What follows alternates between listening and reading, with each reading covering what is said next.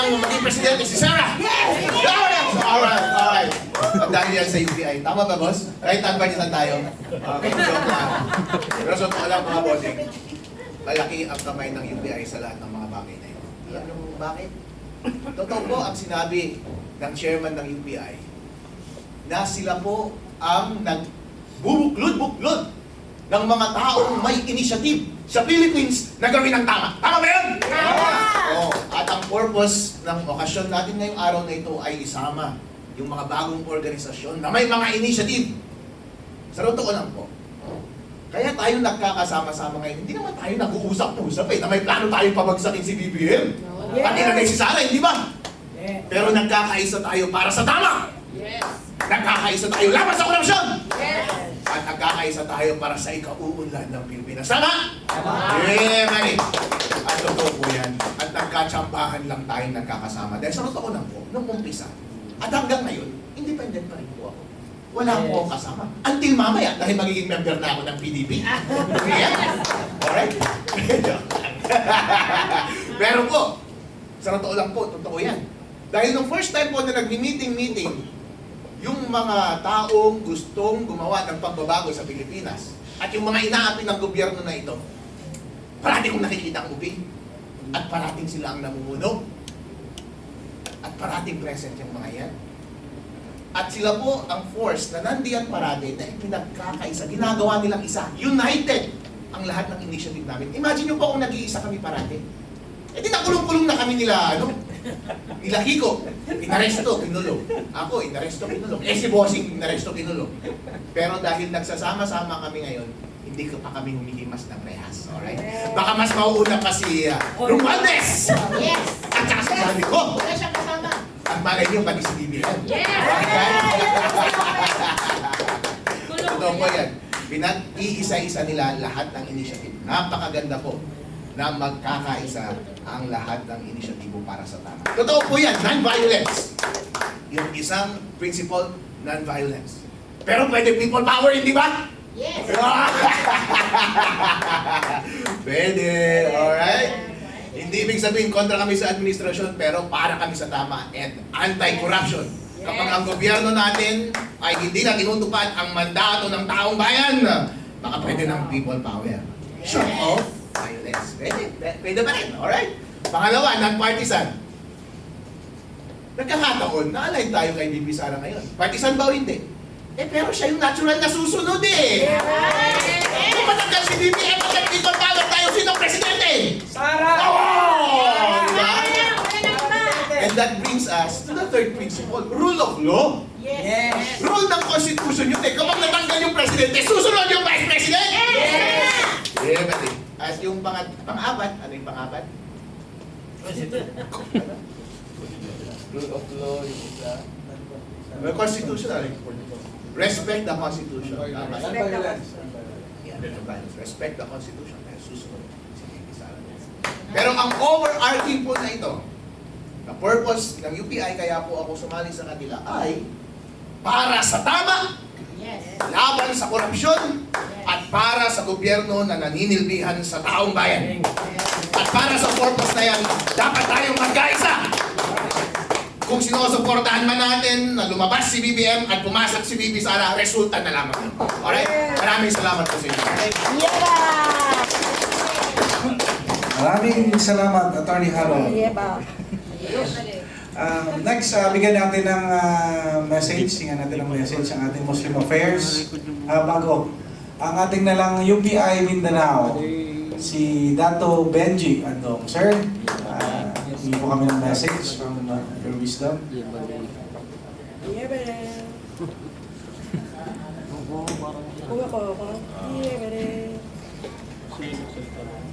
Mapayapang hapon siguro.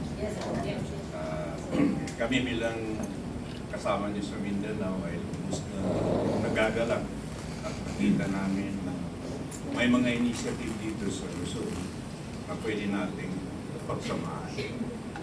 Alam naman ninyo kami doon sa Mindanao, matagal nang nakakaranas ng pang-aapi. Kaya muli kaming nabuhayan ng loob dahil yung mga crowd natin ngayon katulad ng Imayle, mukhang nagbabago na. So kailangan ituloy natin yung mga likay nila dahil naano na sila ng sistema. Actually, ang kalaban natin ay sistema. Si Marcos ay biktima pa rin ng sistema. Yung unitary form of government, hindi maganda yan. Because you cannot say no to the president. That is the case. So kami sa Mindanao, nagagalak kami makilala kayo, kasama sa isang makabuluhan istaga.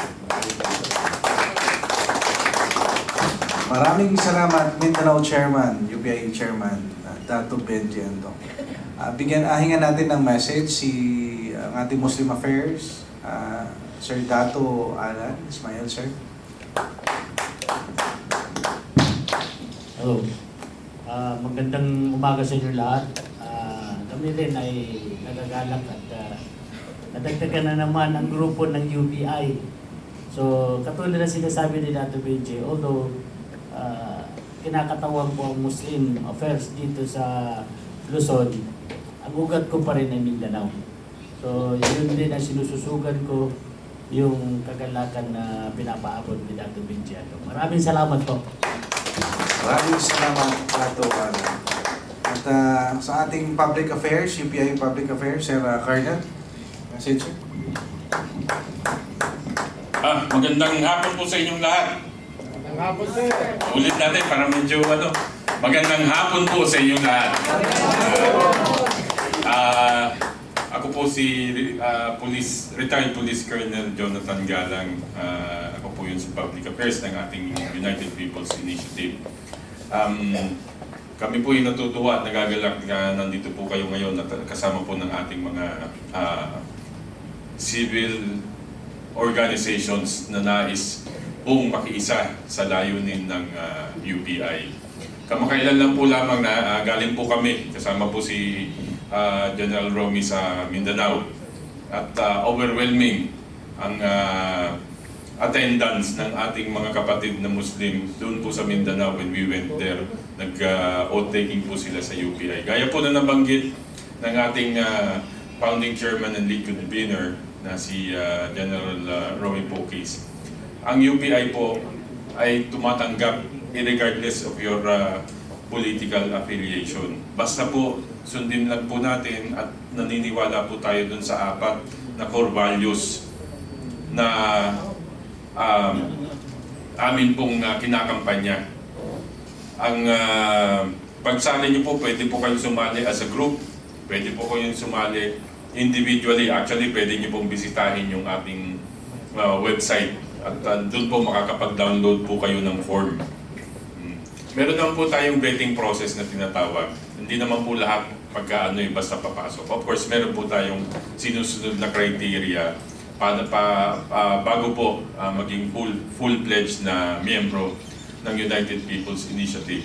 At para lang po sa kaalaman ng mga nakararami, ang UPI po, ang ating pong adhikain, gusto po natin na magkaroon ng isang legitimate vanguard ng taong bayan. Hindi po kami dito, kaya po very kami dun sa political yung mga political activities. Kami po of course hindi po natin maalis yung politika, pero kami po as much as possible we focus dun sa mga issues affecting yung ating mga kababayan. Hindi empower po namin ang ating mga kababayan, kaya po kami nagkaisa. Yun po ang layunin ng UPI. Magkaroon po ng representasyon ang taong bayan para po sa mga reforma na gusto natin o nais natin ma-implement from the barangay level hanggang sa national. Ganun po yung aming envision, yung aming pong pinapangarap na yung totoong power ay mag-e-emanate sa mga tao. Na kapag nakikita natin na mali na ang mga nangyayari at dapat na silang pansinin o tawagin ng kanilang atensyon, nandun po yung UPI, isang legitimate, isang legal na organisasyon na nire-recognize ng ating Commission on Elections, nire-recognize ng ating Department of the Interior and Local Government, and most importantly, nire-recognize ng Supreme Court na kapag ka nanindigan po ang UPI at nagpadala po ng isang communication sa mga agencies na ito, alam po ng ating mga national agencies at local government units na ito po ay isang lehitimong pag-reach out ng ating mga kababayan. Kaya po, muli po kami po nagpapasalamat dahil, bago ko pala makalimutan, marami din po kasi akong nababasa pagka kami dun sa aming website na hindi po lahat ng member ng UPI ay mga retired na military o police. Civil society po, halo-halo po yan. May mga kasama po, kagaya po si Atty. Respicio, hindi naman po military si Vice.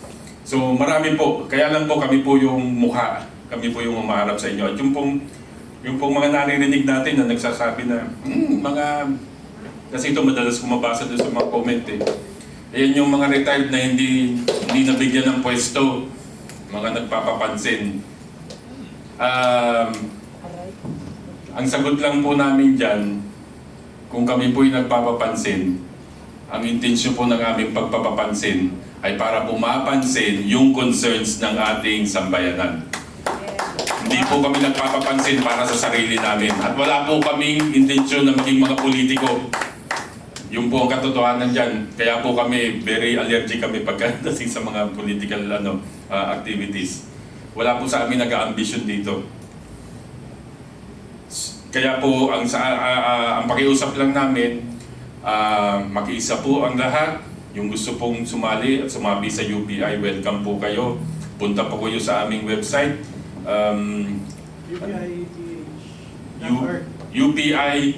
upiph.org. Yan. One word lang po yun. upiph.org. Open nyo po doon, makikita nyo po yung meron po doon application form na pwede nyo pong i-download. Tapos pag na-fill up niya po, i-resend nyo lang doon sa website na yon at i-evaluate po namin.